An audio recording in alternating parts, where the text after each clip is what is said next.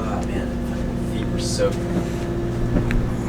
All right, we're flip that around.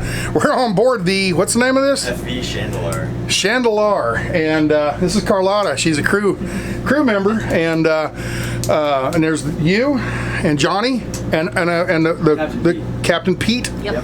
Wow. So this is Charlotta and this is Johnny. I was up at the little cafe in town eating breakfast, and I almost didn't go in. I was just going to cook in the van, and I thought, you know, I might run in there and get some stories or something. Johnny comes to talking, and next thing you know, he's inviting me out to his boat. What kind of a boat is this? We longline for blackcod and halibut. We crab Dungeness on the west coast. And, Okay. We tender salmon. Tender salmon. And that's what you're doing right now, is tendering. Yeah, we're salmon tendering. Explain tendering. What is that? People don't know, because I didn't know until just a few months ago. So basically, there's the salmon fishermen, and they catch all the salmon. You know, they work nonstop to catch as much salmon as they can, the amount of time that they're given. And we're basically the fish takers. We're the fish movers. You know. You're the truck drivers. Yeah, we're the You'll understand that. we're the truck drivers of fishing. We come up, we take the fishermen's fish, we put them on our boat, and we move them to land. So that they can stay out, keep fishing for whatever they're fishing for. Exactly. Okay. So if everybody knows on the other channels, Brian, Adventure Van Man, he's been on a tender up in what I told Bristol you? Bay. Bristol Bay, up in that area, I think, and he was up there for about a month. I haven't been able to watch any of his videos lately because I've been out here. No internet and that kind of stuff, but we're in Whittier, Alaska, and this is not your home port. You just came in to resupply or something? Our home port's Seward, but we just needed some fuel and water, fresh water. Okay. Been a while since we've hit land. Right, okay. And how long do you stay out usually? But anywhere from 8 days to 14 days. 8 to 14, wow. Could be 4 days. Okay, just been up in the restaurant. You were explaining the how that you can fish on this day, but you can't fish on that day, and it's the who determines that? The Alaska Department of Fish and Game. Okay. Determines when the salmon fishermen can fish, and it's all based off how much fish are returning to the rivers. Mm-hmm. You know, everybody in Alaska wants to keep salmon around, and the only way to keep salmon around is to manage how much salmon we take. Let them breed. Yeah. Let them do their spawning and everything. Exactly. Right. You know, and if you don't let them get up there, they can't spawn. Therefore, a few years from now, we won't have any fish. Exactly. So so it's all about appropriate amount of fish taking. Yeah, man. Okay. Just good husband. What in animal husbandry, basically. Yeah. Okay. So what else are we going to talk about? You want to show me the deck of the boat out here? Yeah. So out here, let's start with where we get the fish from. That's this big hose right here. Okay. We lift this hose up. You know, put it on a boat like this. This is a salmon. Boom up here? Yeah, that's Use what we boom. lift it up with. You pick this we up. put this hose up, put in a boat very similar to this. Right in there. And I suppose this boat would be full of fish, and they don't want to come in, so they want to just give it to you and let you take it in. Yep. And they open that up, suck it off with this huge vacuum. This is the big vacuum that we use. Okay. It takes it from this big vacuum up to there, and then just kind of flows down right into here. And this is where we store our salmon. Okay, both of these? Yep, both of these. We have a forward tank and an aft tank. Okay. Our forward tank holds about 80,000 pounds of salmon, and our aft tank holds about 40,000 pounds of salmon. Wow. Okay. And what's this overhead over here? What's that for? Man, that's so we don't get wet while it's raining. Oh, underneath. No, what's on top? What do you do up there on top? What's that for? Just storage, you know. We keep our flood pump right there, so in case the boat's ever flooding, we have a pump. Yeah, that's for emergencies only. We have extra buoys, we have line, hose, you know, just all the extras we really need. Okay, now I asked you this in the restaurant. The TV show Deadliest Catch. Yeah. How does this boat compare to those? Bigger, smaller? We're smaller. Small. Yeah, what's the length on this smaller. We're 69.5 feet. 69 and a half. Yep. 69 and they would be what? Anywhere from 100, 130, 150. Oh, much bigger. Twice the size. Twice the length. Pretty close. Yeah. Okay. So. Yeah, but that doesn't stop us from crabbing, and I believe actually this boat finished 4th on the west coast for Dungeness crab. Really? Wow.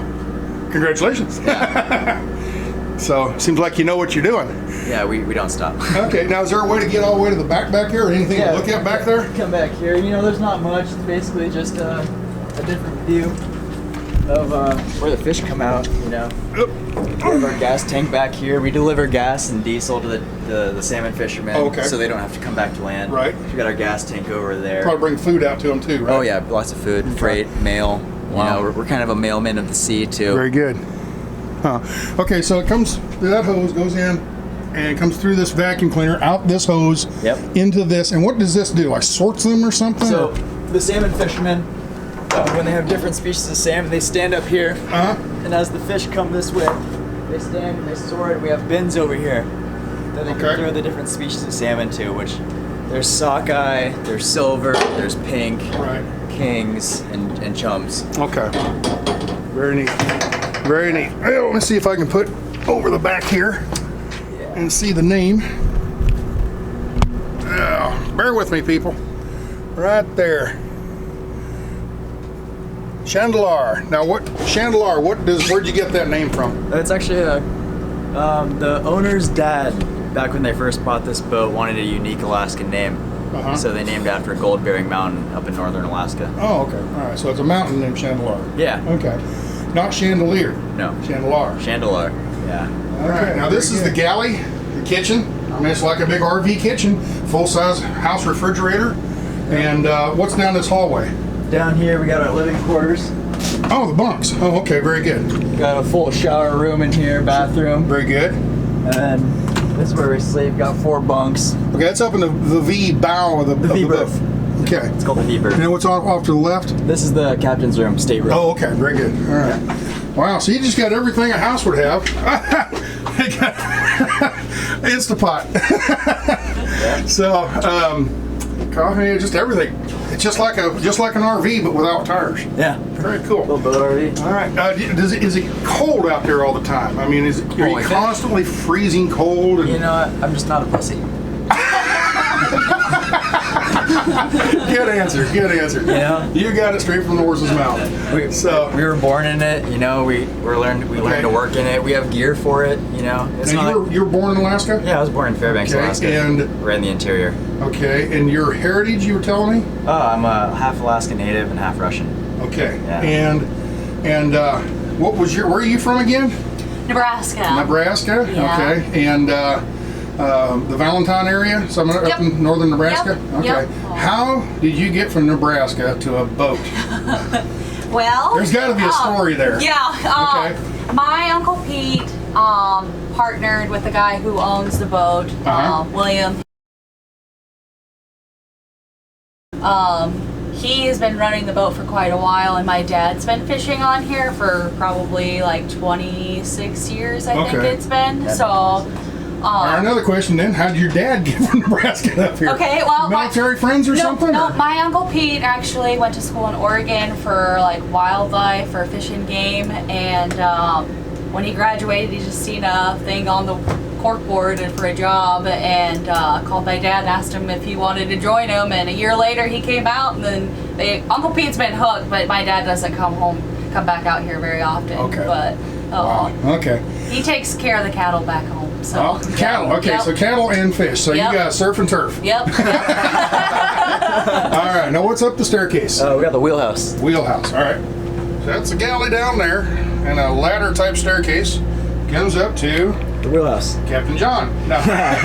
Someday, right? Someday. Hopefully real soon here. All right. So this is the bridge. This is the wheelhouse. Wheelhouse. Don't call it a bridge. No, we're not. That's Star Trek. That's big boat style. Okay. You know? So this is a wheelhouse, with all the radio equipment and all that. We got our this is the captain's chair. No, this isn't the captain's chair. This is where I sit actually. It's where you sit. Yeah. The captain sits over there. This is where all my daily thinking happens about how much I love the ocean and how much I can't wait to be working.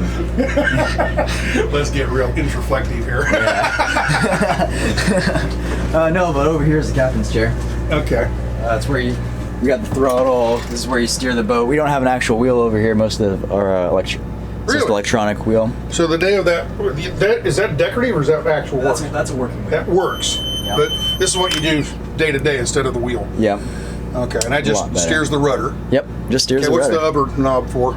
This we have Tiller standby. This is for the rudder. We have an autopilot too. Okay. All right. Yeah. So and up here we have our nav system. We have radar. We have our sounder, which is basically a sonar. Okay.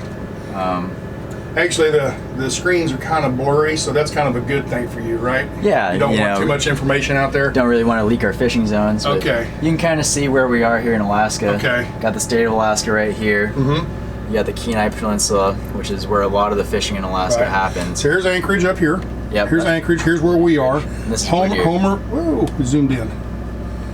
Homer's way down here. Homer's right here.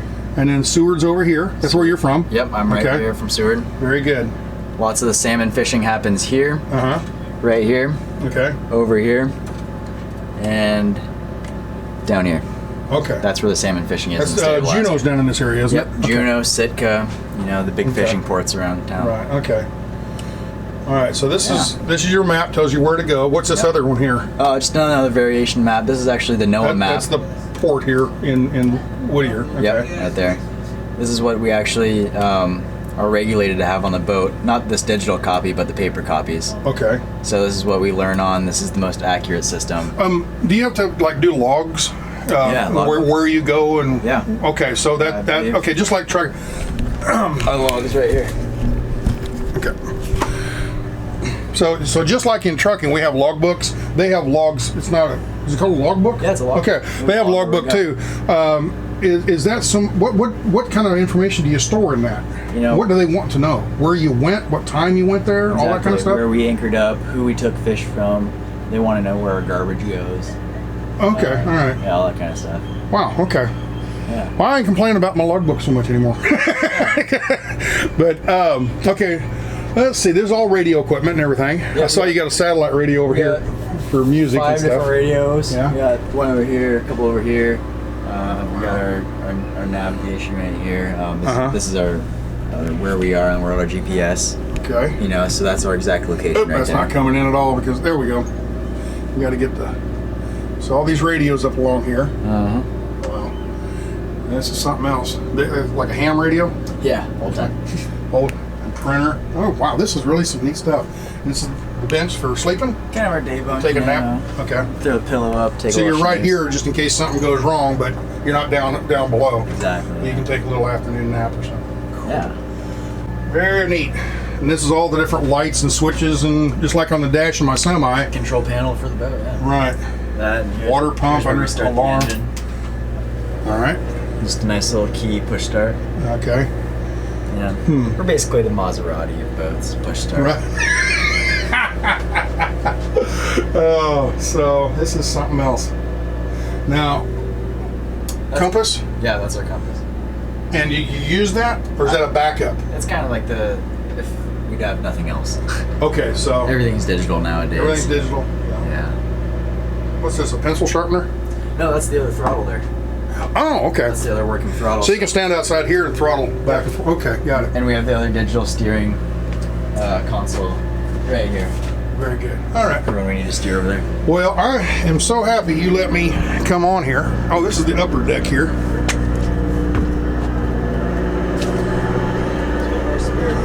You got a huge boom here, and that's what you use to lift the sucker hose and all that. That's up. This is our survival craft boat in case we ever have to abandon ship. Blows up. Yeah. We've got our freezer, spare lines. Is that freezer for fish or freezer for your own food? Freezer for our own food. Oh, really? Okay. Yeah. All right. Lots of halibut in there right now, actually. Okay. I just caught it the other day. Really? Yeah. So you live like a king and eat like a king, huh? Oh, yeah. Cool. Spoiled with my seafood. This is navigation up on top. Very nice. The radar. Very, very nice. Well, Johnny, I want to thank you. Johnny, I want to thank you for letting me come on board. This is more than I would have ever guessed. I thought I was going to stand up there and just kind of look down, and you've been so accommodating. I appreciate it. I'm happy to show you. Okay.